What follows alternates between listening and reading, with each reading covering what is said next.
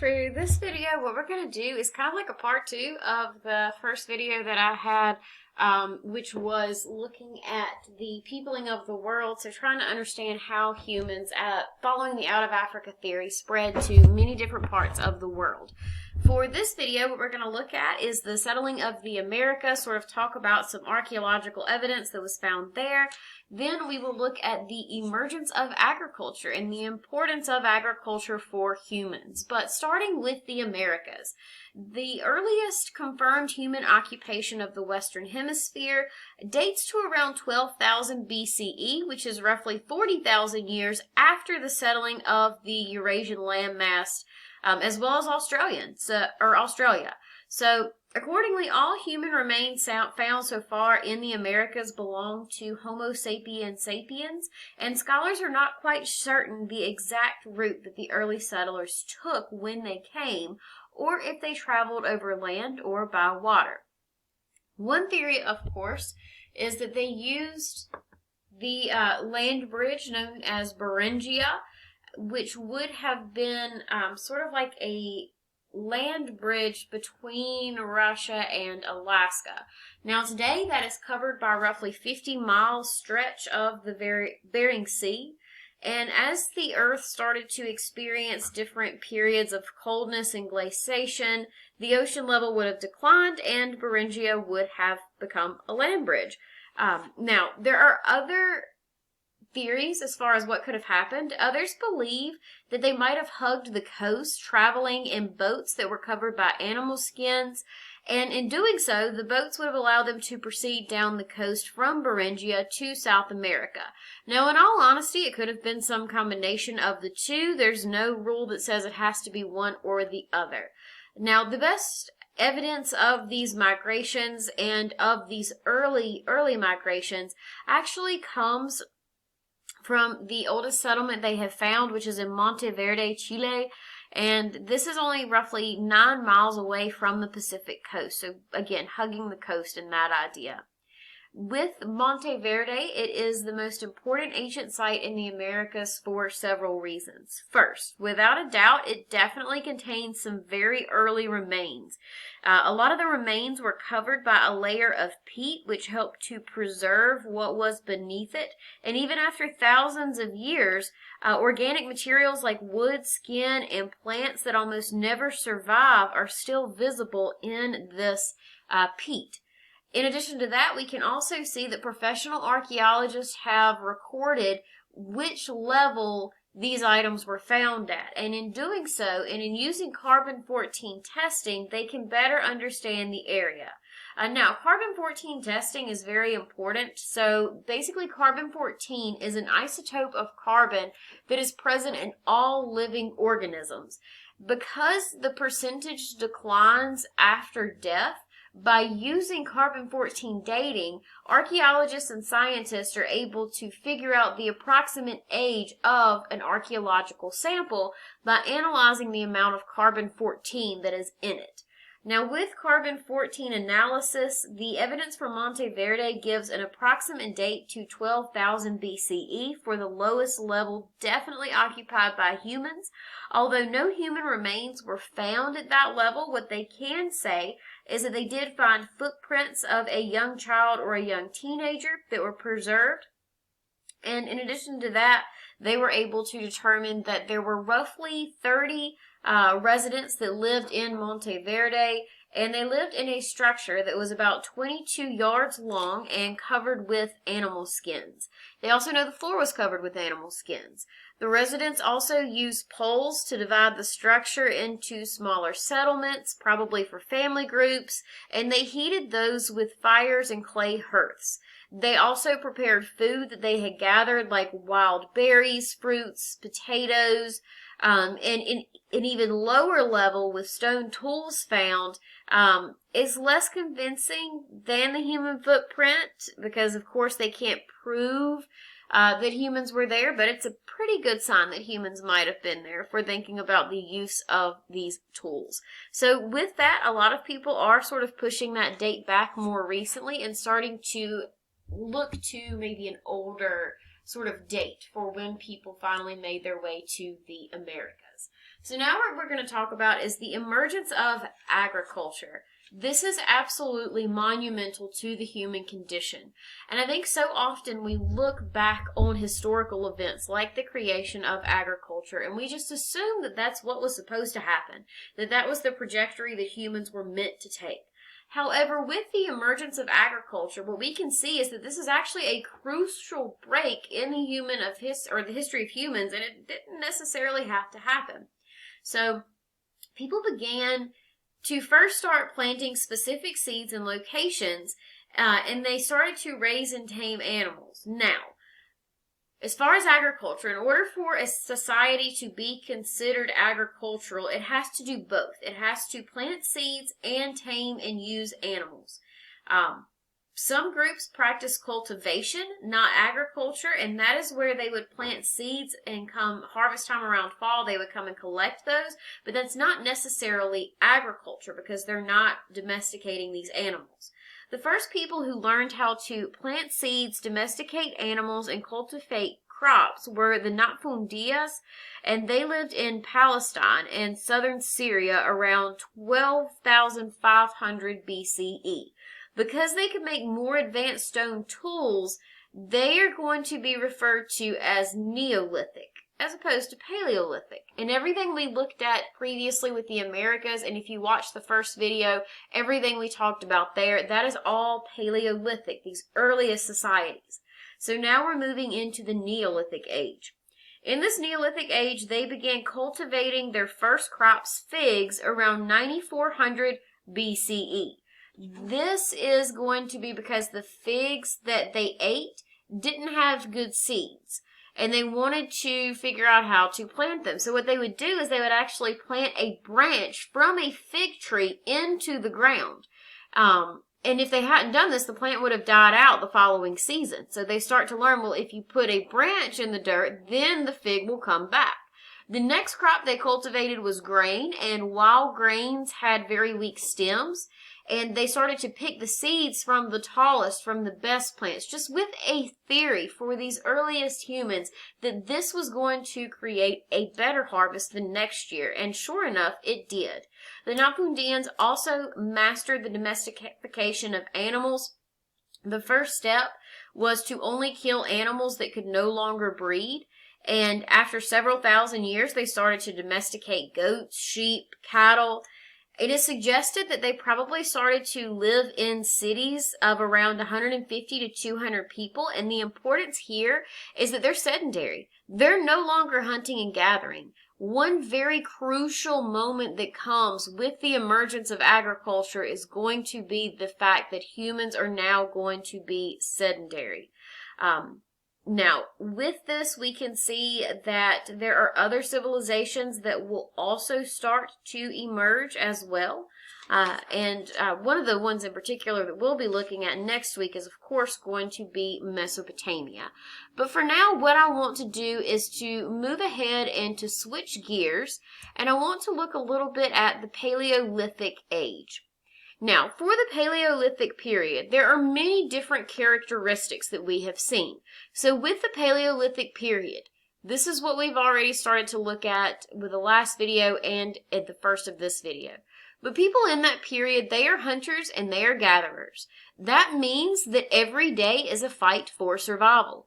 In addition, they live in small groups of about 20 to 30 people. If you have a group of 50, 60, 100, 150 people, and all you are able to kill as a group for the day is one buffalo or one rhinoceros, and you have to make that last for a long period of time, spreading it out among that many people would be impossible. But it could probably feed 20 to 30 people for a couple of days. So with that, we can see they live in these smaller groups, again, of roughly 20 to 30 people. They also will have a sexual division of labor, but when we talk about this Paleolithic period having a sexual division of labor, the important thing to point out here is that that does not mean that there were a lot of inequalities between men and women that were perceived. At this time, both jobs were considered to be equally as important. it was just as important for women to be doing the gathering and collecting berries and grasses as it was for the men to be hunting and to be providing in that way. Both groups were providing essential services. And because of that, there wasn't as much of a degree of inequality. The other thing that can be said about the Paleolithic period is that since people are trying to survive, nobody's really thriving here. This is a day-to-day life type of situation. And because of that, you see that it lacks a lot of the inequality that comes from wealth and power in later civilizations after the shift to agriculture. It's a much more egalitarian type of society. Now, nomadic people who followed this game and this ripening fruit, they also created stone tools. Sometimes they would create tools from bone or from wood as well. And in creating these tools, what they are doing is they are creating innovations that are going to help them in their day-to-day life. So this is a little bit different as far as their creation of tools and other animals' creation of tools. For other animals, when they create tools, they're often very simple. For humans, their brains can be a bit more imaginative, and they can look to sort of the future and create tools for a less immediate need in a way. So for example, their stone tools become relatively advanced. They also start to use bones for many, many different things. You also start to see the use of clothing among these humans very early on. And in inventing clothing, that's something that is, again, very unique to the human condition. Other animals are looking to food. Many of them are already covered in fur, so they don't have to necessarily have clothing. They also are going to have cave paintings. They have religious rituals during this period, but we don't necessarily know what they are. I can tell you that for most humans, having some sort of a tie to a god or to a supernatural world is very important. It's important to think about those things. I mean, death is something that is very, very tricky for a lot of groups. Now, within this Neolithic period and the Neolithic revolution that takes place, what happens is that people are going to become more sedentary. They are going to create permanent villages. They are going to do this roughly 10,000 years ago. They start to farm. And one reason for this, one reason why they start to do this is going to actually be because there is going to be a climate change. There is an end of the ice age. With that last ice age coming to an end, that means that there's going to be better land. It also means that there's longer growing seasons. They are also going to start to use like slash and burn methods for their planting. They create permanent structures. More people. There's a massive population boom that takes place, one of the biggest in world history. You can see that they start to use animals not just to help with labor, but also for milk, for different goods in that way, for wool even. And they start to create enclosures. Now, I point all of this out, and it sounds like a big, massive, random, rambling list, but a couple of things I want to hone in on. They're creating enclosures. As they create these enclosures, people start to formulate ideas about property. What's mine is mine, and what's yours is yours, but you can't come take what's mine. This is quite different from what you might think of with the Paleolithic period, where every person is involved in the help of the survival of all others. Now it seems to be becoming a bit more individualistic. But when farming starts to take place, that means one thing in particular. First of all, you are going to have more calories per person that are available at all times. During the Paleolithic period, and you can even see this with some Native American groups in the Americas long after a switch to agriculture, they would have to eat so little at times because they wouldn't have the meat or the other resources to help fuel them, to give them their calories. Once farming is invented, it's really easy for people to get access to enough calories to sustain themselves throughout the day, which means people have more energy.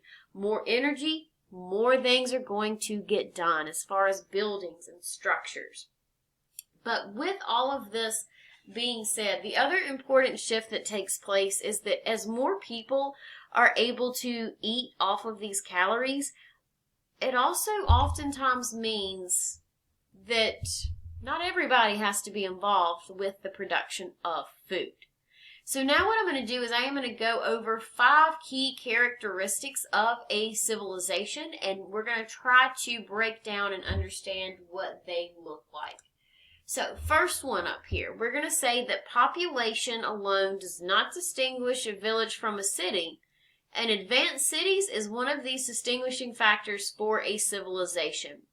Now, one way that you can see the difference between a village and a city is that a city is going to have a center for trade. This center for trade that exists in these advanced cities is going to be one where farmers and merchants are going to bring goods and they trade at markets. Oftentimes, you can see that within the cities we're going to look at least, these advanced cities will also have institutional buildings, so government buildings, religious buildings. Sometimes those might be one and the same. But with that, we can see that cities are going to be the birthplace of these civilizations. So with all of that, we can also assume that there's probably going to be more jobs as well. So moving forward and looking at skilled workers and artisans, this is the second factor in creating a civilization.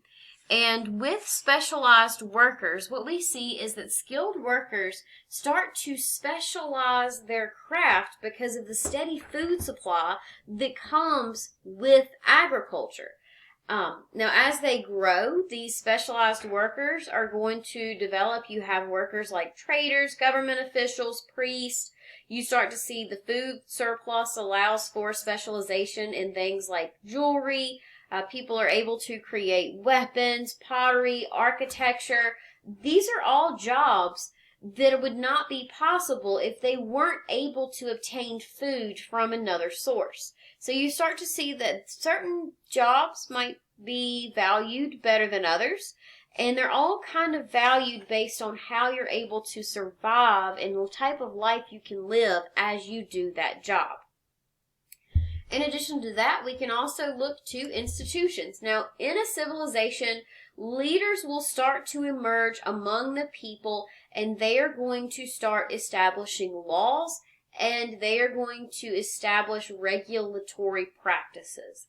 Now, we're going to look at a very specific example of how this takes place next week when we look at Mesopotamia.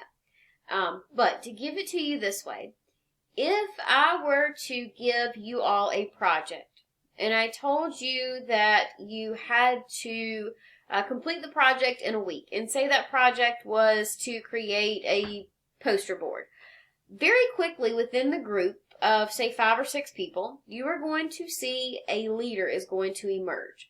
Now, with that leader, they are going to help to dictate what every single person should do. And this happens in almost every group situation. Someone will emerge as a leader. And as they emerge as a leader, and as they go ahead and tell people what they should be doing, they're kind of laying down the law. They're the ones who are helping to make decisions. So institutions is sort of a formalization of these early leaders. And we'll see that again in a couple next time when we look at Mesopotamia. But religion became a formal institution as well. It's not just government. Most cities would have great temples where priests are able to take charge of religious duties. So, for example, the Sumerians that we'll look at soon believed that every city belonged to one god who governed that city's activities. The temple was the hub of both the governmental and religious affairs. Now, with all of that, religion is formal, and so is the government. But in order to have a civilization, you gotta have some institutions.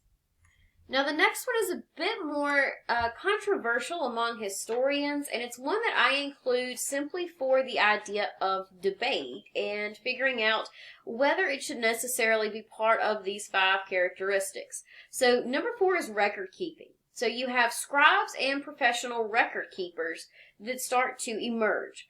Now, as far as writing, again, we're going to look at some examples of how and why writing emerges next time. But we can see that some of the first writing is going to be cuneiform or wedge-shaped writing that emerges in Mesopotamia. Now, with writing, there are a lot of civilizations that have it, and it's important. Now, with that, writing is, it's pretty helpful. You can see it as a specialized skill. You can write down laws. You can keep track of trade. You can keep records on who your king was and what they did as a king. But is it really necessary for a civilization? I ask this because there are a lot of civilizations in the Americas, in Africa, and throughout the world that meet every single qualification for being a civilization other than record keeping. And even with that, I would argue that maybe they do still have record keeping. So passing stories down and having oral storytellers like the griot that existed in Africa, that doesn't mean it's a game of telephone where they're going to change things up every so often. Instead, what you can see is that most of these storytellers are very accurate, and they pass these stories down for several generations. And in doing so, what happens is that the stories don't change. So definitely something to keep in mind there. Now, the last one that I have up here is going to be advanced technology. The technology we looked at before, those stone tools, that is a big jump for humans. It is a huge jump. However, there are also some new types of technology that also emerge. So, for example, new tools help to solve new problems. They're able to harness the power of animals and nature. Creating irrigation systems, it's going to allow people to move a touch further away from the water. They can channel water from rivers and help to flow it into crops that are in the outside sort of surrounding areas to the cities. They create different types of devices that might make their lives easier. So, for example, they might use an ox-drawn plow to help turn the soil. We can see that during this Neolithic age, humans enter into things like the Bronze Age, so using metal as a tool. Later on, entering into the Iron Age and using iron as a tool. And this is pretty different from the Paleolithic period. If we think about the main difference here, we can see that these innovations, they're not always just for survival, but sometimes just to help make survival easier. And that's why I like to end this particular section with this idea right here. During the Paleolithic period, people were surviving. They were getting by, and they were doing a pretty dang good job of getting by. However, what we can see as well is that during the Neolithic period, people were thriving.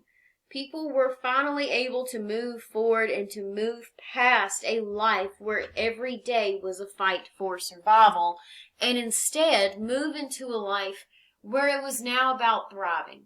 But even with that thriving, as we will see next week, there are some key differences between the Paleolithic and the Neolithic period, particularly when it comes to the treatment of people and the way that they start to divide themselves up.